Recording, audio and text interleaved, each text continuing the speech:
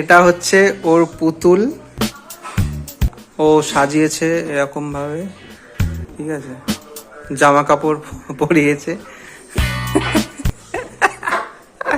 এইটা ও, আর এটা ওর পুতুল। আর ও এই পুতুলকে অনেক কিছু খাবার দিয়েছে, তো দেখি কি কি খাবার পুতুলকে খেতে দিয়েছে। এই যে প্রথম খাবার হচ্ছে, হ্যাঁ এটা কি? এটা পাঁপড়, এটা ভাত, এটা ভাত, এটা চাটনি, এটা ভাত, হ্যাঁ এইগুলো কি কি এগুলো?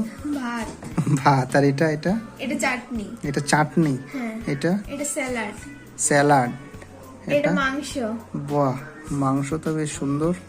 এটা এটা ডিম ভাজা, ডিম ভাজা, হ্যাঁ এটা এটা পায়েস, পায়েস, এটা এটা ওই 5 রকম ভাজা 5 মিশালি করে।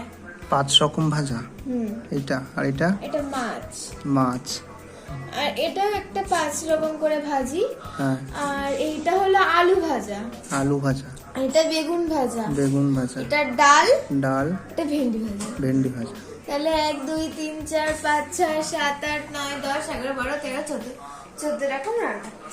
এই এই এই একটা রোগা মানুষ, রোগা পুতুল প্যাকাটি, এই এত কিছু খেতে পারে? এত কিছু পারবে ও কি করে খাবে এগুলো? এরকম ভাবে থুপ থুপ থুপ থুপ থুপ থুপ থুপ থুপ। আমি যদি এই খাবারগুলোকে সব একসাথে মিলিয়ে দিই ভালো হবে? তাহলে সব মিলে খিচুড়ি হয়ে যাবে। না ভাতগুলো সব ফেলে ও কি খেতে চাইছে? ওকে খাবে এখন? খাবে? হ্যাঁ খাবে? তাহলে সব খাইয়ে দে ওকে। চুপ চুপ চুপ চুপ চুপ চুপ চুপ চুপ চুপ চুপ চুপ চুপ।